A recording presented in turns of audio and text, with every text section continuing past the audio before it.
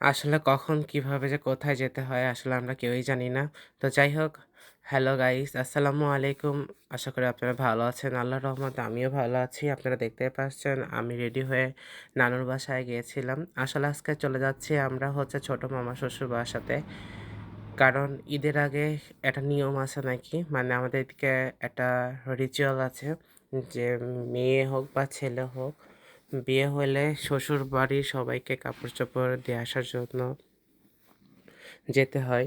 তাছাড়াও ওই নানুরা আমাদের বাসাতে আসছিল ইফতার করতে। আমাদেরকেও আজকে ইফতারি খাওয়ার দাওয়াত দিয়েছে। তো আপনারা গত ভিডিওতে আপনি দেখেছেন যে নানুদের জন্য আমি, মেজো মামি আরকি উপহার বলেন, গিফট বলেন সবকিছু কিনতে গিয়েছিলাম। তো যাওয়ার জন্য বাজার থেকে মিষ্টি নিয়ে নিচ্ছি। যেহেতু নতুন মেহমানদের বাসায়, আর তাছাড়া তো মিষ্টি নাহলে হবে না। দেখেন নিলয় এক নাচ দিয়ে চলে আসলো। আমাদের সাথে নীলাও যাবে। তো মাইমুনাকে বলছে, "কি ব্যাপার মাইমুনা, তুমিও কি যাবা?" মানে আসলে তুমি না, আসলে তুই করে বলছে, যেহেতু মাইমুনা আমাদের ছোট বোন। তো বলতেছিল যে, "হ্যাঁ, আমিও যাবো।" তো দেখেন মাইমুনা কতটা এক্সাইটেড যাওয়ার জন্য। তো আসলে তিন্নি অসুস্থ ছিল, এজন্য তিন্নিকে নিতে পারি নাই। তো এখানে আমরা দাঁড়ায় আছি, অপেক্ষা করতেছিলাম। একটা অটো পাচ্ছিলাম না। তো আমি আপনাদেরকে দেখাই, এই যে বিবিসি বাজারে এই কড়ই গাছটা খুবই বড়। আপনারা হয়তো এত বড় কড়ই গাছ অনেকে দেখেন নাই, তাই ভাবলাম যে আপনাদেরকে দেখাই। তো যেহেতু রোজার মাস, রমজান মাসে তো ইফতারির জন্য হোটেলগুলোতে ইফতারি বানানো শুরু করে দিয়েছে। আর আমরা বের হয়েছিলাম মোটামুটি 4:30টার দিকে। বলতে বলতে একটা অটো চলে আসলো খালি। তো মাইমুনা দেখতে পাচ্ছেন খুবই ফুরফুরে মেজাজে আছে। নানুও খুব মানে নানুও খুব খুশি যে সে তার বিয়ানদের সাথে দেখা করতে পারবে। তো আমি আর নীলাও খুবই হাসাহাসি করছিলাম একটা কারণে, আসলে কারণটা মনে নাই। তো যাই হোক, বেশ মজা লাগছিল। হুটহাট করে কোনো প্ল্যান ছাড়াই চলে যাচ্ছে আজকে। তো মাইমুনা দেখেন চুপচাপ বসে আছে। তো অটোওয়ালাকে বললাম, "আপনি যদি যান তাহলে ঈশ্বরদীতে আমাদের নিয়ে যান।" যেহেতু মামির বাসা লালপুর বাজার পার হয়ে, মানে মমিনপুর গ্রাম, আর মঞ্জিল পুকুরও বলে ওখানে। তো আপনারা যারা ভিউয়ার্স, যদি আমার লালপুরের ভিউয়ার্সরা যদি কেউ দেখে থাকেন তাহলে অবশ্যই বুঝতে পারবেন যে আসলে গ্রামটা কোন দিকে। তো অটোওয়ালাকে বললাম যে আমাদেরকে 4 জনকেই নিয়ে যান, সমস্যা নাই। আপনি রেলগেট পর্যন্ত নিয়ে গেলেই হবে। তো যাওয়ার সময় নীলয় ভিডিও করতেছিল প্রকৃতির একটা সুন্দর ভিউ। তো এখানে আমরা রেলগেটে নেমে পড়লাম। তো তারপরে এই যে এখন সিএনজিতে উঠে গিয়েছি। তো রেলগেট পার হয়েই লালপুরের অনেক সিএনজি আছে। তো সিএনজিতে করে যাব আরকি। তো আমরা এখনও অটোতেই ছিলাম আরকি। অটো থেকে রেলগেটে নেমে পড়লাম। যেহেতু অটো ড্রাইভার বলতেছিল যে সে ওইদিকে গেলে যখনই গেট পড়ে যাবে তখন অনেক সমস্যা হবে। তো যাই হোক, উনি যাবে না, তাকে তো জোর করতেও আমরা পারবো না। নানু ওখানে ড্রাইভারকে টাকা দিতেছিল। তো আপনারা তো সবাই, আমার যারা ভিউয়ার্সরা আছেন তারা তো ঈশ্বরদী রেলগেট সবাই চেনেন। তারপরেও আমার যারা দূর দূরান্তের ভিউয়ার্সরা আছে তারা তো চিনে না, জানে না। তো চেষ্টা করছিলাম যে পুরো জার্নিটা আরকি ভিডিও করার জন্য। তো এখানে এই যে রেলগেট পার হচ্ছি। আপনারা সবাই জানেন যে ঈশ্বরদী জংশনটা আসলে সবথেকে বড় জংশন বাংলাদেশের মধ্যে। যার কারণে অনেক রেল লাইন এখানে ক্রস করতে হয়। নীলয় সামনে সামনে যাচ্ছিল, আমার সাথে মাইমুনা ছিল। তো যাই হোক, এখন সিএনজির উদ্দেশ্যে যাচ্ছি। এখন সিএনজিতে উঠে গেলাম আমি, মাইমুনা, নানু পিছনের সিটে বসছিলাম আর নীলয় সামনে বসছিল। ওই যে তার গেঞ্জি দেখা যাচ্ছে ওর। তো এই রাস্তাটা এতই ভালো, আমার কাছে খুবই ভালো লাগে এই রাস্তাটাতে। কারণ এর আগেও আমি গিয়েছি অনেকবার। রাস্তাটা খুবই বড়, মানে প্রশস্তটা খুবই বড়। আর রাস্তাটা একবারে কি বলবো, মসৃণ কার্পেটের মতো। তো বলতে বলতেই আমরা প্রায় লালপুর বাজারে চলেই আসছি। লালপুর বাজারটা মোটামুটি বেশ বড়, আপনারা দেখতেই পারছেন। তো আমরা নেমে পড়লাম লালপুর বাজারে। মোটামুটি দেখলাম যে 25 থেকে 30 মিনিট লাগে। যদি সিএনজি ড্রাইভার মামা যদি খুবই জোরে আসে তাহলে 25 মিনিটের মতো লাগবে। আর যদি একটু মানে এভারেজভাবে আসে তাহলে আপনার 30 থেকে 35 মিনিট লাগতে পারে। তো যাই হোক এখন হচ্ছে আমার কাছে খুবই একটা ইন্টারেস্টিং জার্নি মানে ভ্যানে ওঠা। তো ভ্যানে ওঠার একটা খুবই কাহিনী আছে। তো আমি আটঘরিয়া গেলে আপনাদেরকে বলব। তো আমার চাচাতো বোনের বিয়ে হয়েছে আটঘরিয়াতে। তো এই ভ্যানে ওঠার জন্য আমি আরকি ছোটবেলায় আটঘরিয়াতে যাইতাম। আমার কাছে মানে পিছনে বসে ভ্যানে চড়তে খুবই ভালো লাগে। তো আমি মাইমুনাকে বলতেছিলাম, "মাইমুনা পিছনে বসে আমার সাথে তাহলে দেখবি যে অনেক ভালো লাগতেছে।" সামনে নানু আর নিলয় ছিল। লালপুর বাজারটা মোটামুটি অনেক দোকানপাট আছে আর এখানে মোটামুটি সবকিছুই পাওয়া যায়। তো আমি আপনাদেরকে ভিডিও করে দেখাচ্ছিলাম যে চারপাশটা কেমন আরকি। যারা আমার লালপুরে ভিউয়ার্সরা আছেন তারা হয়তো চিনতে পারবেন এই রাস্তাটা। তো ভ্যানের পেছনে এভাবে বসে পা এভাবে দোলাতে খুবই ভালো লাগে। মাইমুনা বেশ মজা করতেছিল বা আনন্দ পাচ্ছিল এভাবে। তো আমরা দেখেন সুন্দরভাবে যাচ্ছিলাম। এই যে আমি আর মাইমুনা পেছনে আর নানা আর নিলয় গল্প করতেছিল। আসলে মাইমুনাকে শক্ত করে ধরেছিলাম কারণ মাঝে, মাঝে এত বড়, বড় স্পিড ব্রেকার ছিল যে মানে মনে হচ্ছিল যে পড়ে যাব। তো যাই হোক এই যে যাচ্ছি আমরা এখন লালপুর বাজার আর একটু গেলে আমরা পার হয়ে যাব। তো এই যে লালপুর এটা হচ্ছে স্বাস্থ্য কমপ্লেক্স পার হয়ে এসে তারপরে হচ্ছে লালপুর থানা। তারপরে হচ্ছে লালপুর ইউনিয়ন পরিষদ। তো মজার বিষয় হচ্ছে লালপুরে কোনো উপজেলা পৌরসভা এটা না, এটা নাকি আব্দুলপুর না আরেকটা নাম বলল গোপালপুরে অবস্থিত। তো এটা আসলে থানা আছে বাট এখানে পৌরসভা নাই। আটঘরিয়ার মতনই।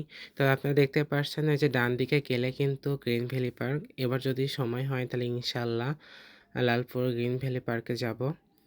তো যাওয়ার পথে এখানে একটা বড় একটা পুকুর ছিল। আমার কাছে দেখতে অনেক ভালো লাগছিল। আর মামির বাসা যাইতে ২ টা বড়, বড় ইটের ভাটা আছে। যদি সময় মানে হতো তাহলে আমি আপনাদেরকে অবশ্যই নিয়ে যেতাম কিভাবে ইট বানায়, ইট তৈরি করে। A to Z একটা ভিডিও আপনাদেরকে দেখাবো। আপনারা এই ভিডিওগুলো অনেক বেশি পছন্দ করেন। তো যাই হোক রাস্তাগুলো আপনারা দেখতে পারছেন। আর এখানে ২ জন সাইকেল নিয়ে দুধ মানে এক জায়গা থেকে আরেক জায়গায় নিয়ে যাচ্ছে। তো জিনিসটা দেখে আমার কাছে খুবই ভালো লাগতেছিল। আর তার পাশে হাতের বাম সাইডে একটা ভাটা ছিল, হাতের বাম দিকে আরেকটা ভাটা ছিল। তো দেখতে, দেখতে মঞ্জিল পুকুর কলেজটা পেয়ে গেছি আমরা। কলেজের ঠিক সামনে গিয়ে বাম হাতে যে রাস্তাটা আছে সেখানেই হচ্ছে মামির বাসা। তো কেন জানি আমার গ্রামের মানে আমাদের যেহেতু আ রূপপুর আমাদেরও এটা গ্রাম। কিন্তু আসলে আমাদের গ্রামটা এত ঘনবসতি মানে এই সুন্দর এত স্পেস একটা প্রাকৃতিক একটা ভাইবস পাওয়া যায় না। কিন্তু এইদিকে আসলে বোঝা যায় যে আসলে আমি গ্রামে আসছি। তো আপনারা দেখতেই পারছেন গাছগাছালি অনেক মানে অনেক বড়, বড় পুকুর। আর তার মানে রাস্তার ২ সাইডে খেজুর গাছ, কলা গাছ দেখতে অনেক ভালো লাগছিল। আর গ্রামের মানুষগুলো খুবই সহজ সরল হয়। আপনারা যদি কখনো কেউ গ্রামে না যান তাহলে বুঝতে পারবেন না। আর যারা গ্রামে বসবাস করেন তারা তো অবশ্যই জানেন যে আসলে গ্রামে থাকাটা কতটা শান্তি আর কতটা দায়ক। তো যাই হোক যাচ্ছিলাম একে, একে আর সবাই বেশ আমাদের দিকে ফলো করতেছিল। আর এই যে যাওয়ার পথে হচ্ছে নানুদের হচ্ছে পুকুর পার হচ্ছি। মানে এটা হচ্ছে মামার শ্বশুরবাড়ির পুকুর। দেন সেটা পার হয়ে আমরা তার বাসার দিকে যাচ্ছিলাম। তো আমার কাছে বেশ ভালো লাগতেছিল। রাস্তাগুলো আঁকাবাঁকা ছিল আর ভ্যানে করে যাইতে খুবই বেশি ভালো লাগছিল আমার কাছে। আর আম গাছও প্রচুর ছিল। আপনারা সবাই জানেন লালপুর আমের দিক থেকেও অনেক বিখ্যাত। তাছাড়া এখানে খেজুরের রস থেকে গুড় মানে খাঁটি গুড় তৈরি করা হয়। আসলে এখন দুর্ভাগ্য আমার যে আসলে শীতের সিজনটা শেষ হয়ে গেছে। তো সামনে যখন শীতের সিজন আসবে তখন আমি ইনশাআল্লাহ আপনাকে দেখাবো। দেখতে, দেখতেই এই যে নানুদের বাসায় চলে আসলাম। নানুদের বাসার পাশে ভুট্টার একটা ক্ষেত আছে। তো আমাদের রিসিভ করার জন্য মামা, নানু সবাই দাঁড়াই ছিল যে আমরা বসে আছি। এই যে আমার এটা মামার শ্বশুরবাড়ি আরকি মানে ছোট মামির বাসা। তো এখানে সব ঘোরাঘুরি শেষ করে ভাবলাম যে বাইরে গিয়ে একটু হাঁটাহাঁটি করি। তো বাইরে থেকে এই ভিউটা নিচ্ছিলাম। নানির মানে ছোট মামির বাবারা হচ্ছে মোল্লাবাড়ির লোক, তাই হচ্ছে বাড়ির নাম দিয়েছে মোল্লাবাড়ি। আর এটা হচ্ছে ছাগলের ঘর। আপনারা যদি কেউ এত সুন্দর আর কখনো ছাগলের ঘর দেখে থাকেন তাহলে অবশ্যই কমেন্টে জানাবেন। আমি মনে করি যে আপনারা এভাবে কখনোই ছাগলের ঘর আলাদা সেভাবে দেখেন নাই। বাড়িটা খুবই গোছালো। তার সাইডে গরুর খামারও ছিল, কিন্তু আসলে আমি সময়ের জন্য দেখাতে পারি নাই। নিলয় আর নানু ওইদিকে হাঁটাহাঁটি করতেছিল, তা আমিও চলে গেছিলাম ওইদিকে হাঁটাহাঁটি করার জন্য। তো আমরা বেরিয়ে পড়লাম। আমরা ৩ জনে বেরিয়েছি। তো নানু বলল যে আমি বলতেছিলাম নানুকে, "নানু আমি চিনি, সমস্যা নাই চলো।"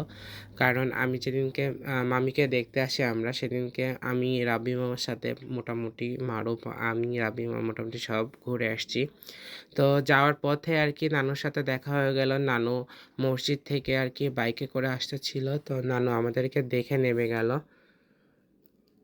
নানু আসলে হাঁটতে সমস্যা হয়, তারপরও আমাদেরকে ঘুরে, ঘুরে দেখাইতেছিল। আর একটা জিনিস আমার কাছে খুবই ভালো লেগেছে যে আমার নানু যেমন আমাদের রূপপুর গ্রামে সবাইকে চিনে, মোটামুটি তাকে সবাইকে রেসপেক্ট করে। আমি দেখলাম যে মামির বাবাকেও সবাই চিনে, সবাই সালাম দিচ্ছিল। নানু আমাদেরকে পরিচয় করে দিচ্ছিল। আমার কাছে এটা অনেক ভালো লেগেছে। আর নানু যেহেতু অনেক ধার্মিক, আর মোটামুটি দেখলাম যে মামিদের গ্রামে সবাই খুবই ধার্মিকতা পালন করে আরকি।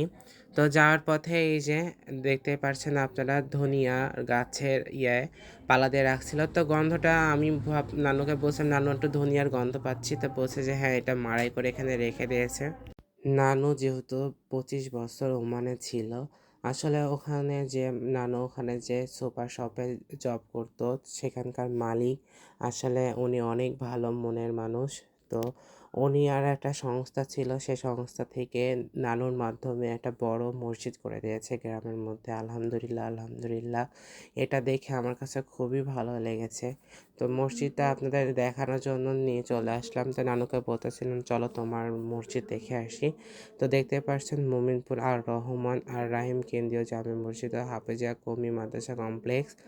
তো সংস্থার ওনার নাম অনুসারে এখানে আরকি নামকরণ করা হয়েছে।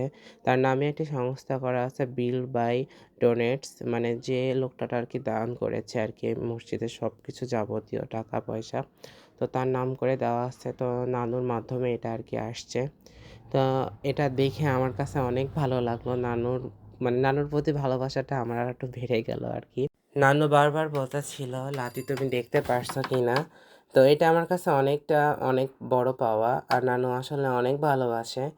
আর নানু খুবই কম কথা বলে, কিন্তু দেখতে পারলাম যে উনি অনেক টেক কেয়ার। এই যে দেখেন আপনারা পিছন থেকে দেখতে পারছেন যে নানু আমাকে ডাকতেছিল।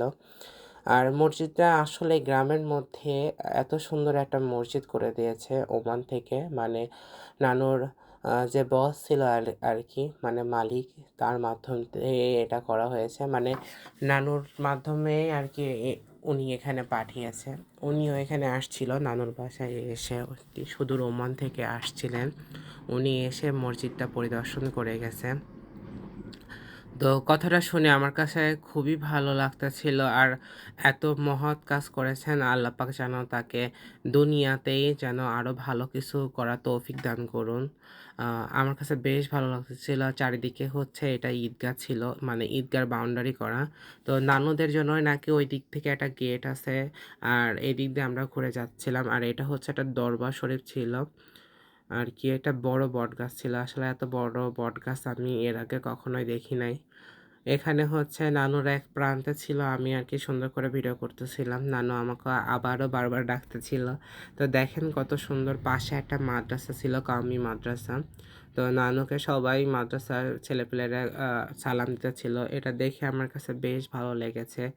আর মাশাআল্লাহ নানু অনেক ভালো ৫ ওয়াক্ত নামাজ আদায় করেন। আর নানু অনেক ভালোবাসে। আমার কাছে বেশ ভালো লেগেছে। আসলে মনের মতো একটা নানু পেয়েছি। আমার নানাও যেমন আমাকে খুবই ভালোবাসে, নতুন নানু আমাকে অনেক বেশি ভালোবাসে। তো আমার নানা বারবার বলছে যে, "তাড়াতাড়ি আসো, আ সময় হয়ে যাচ্ছে ইফতারির জন্য।" তো এটা হচ্ছে খেসারি, মানে মাঠ থেকে কেটে নিয়ে আসছে, বাসাতে মাড়াই করবে আরকি। তো নানু ঘুরে, ঘুরে তার পুরাতন বাড়ি দেখালো আর ঘুরে, ঘুরে সবকিছু দেখাচ্ছিল। বলতেছিল যে এই গ্রামে যারা বড়লোক তারা অনেক বড়লোক আর যারা হচ্ছে একটু গরিব তারা নাকি সবকিছু বিক্রি করে দেয় জমি। তো এসে হচ্ছে দেখি যে প্লেট-টেট সব মামা সাজিয়ে রাখছে। তো এত ইফতারি দিয়েছিল আসলে খেয়ে আমার তো অবস্থাই খারাপ। তারপরে খুবই জোর করছিল খাওয়ার জন্য। অনেক আইটেম করেছিল খাওয়ার মানে ইফতারি করার পরেই আরকি খাবার দিয়েছিল। গরুর মাংস থেকে শুরু করে সবকিছু ছিল। দেন সবার সাথে বিদায় নিয়ে যেহেতু রাত অনেক হয়ে গেছিল আমরা বাসার দিকে রওনা দিয়ে দিচ্ছি যেহেতু। আ বাসায় চলে যাব। থাকার জন্য অনেক রিকোয়েস্ট করেছিল নানুরা। তো যেহেতু নানার কাজ আছে আমারও পড়ানো ছিল যার জন্য বাসার দিকে চলে যাচ্ছি। তো যাওয়ার পথে এই যে রেলগেটে চলে আসছি প্রচুর জ্যাম ছিল তাই আমরা এখানে নেমে গিয়েছিলাম। তো রেলগেট পার হয়ে তারপরে বাসার দিকে চলে যাব আরকি। তো যাই হোক মামার বিয়েতে সবকিছু ডিটেইলসে আপনারা দেখতে পারবেন। যতটুকু পেরেছি ততটুকু দেখানোর চেষ্টা করেছি। আজকের মতো ভিডিওটা এ পর্যন্তই। আপনারা সবাই ভালো থাকবেন। আমার জন্য অনেক দোয়া করে দিবেন। আর চ্যানেলটিকে অবশ্যই লাইক, কমেন্ট, শেয়ার করতে ভুলবেন না। আর ইনশাআল্লাহ বিয়ের ডেট ১১ তারিখে ফিক্সড করা হয়ে গেছে। তো আপনারা ঈদের পর থেকে হয়তো মামার সব মানে গায়ে হলুদ থেকে শুরু করে ক্ষীর খাওয়ানো সব ব্লগগুলো একে, একে দেখতে পারবেন। আজকের মতো এ পর্যন্ত। আল্লাহ হাফেজ।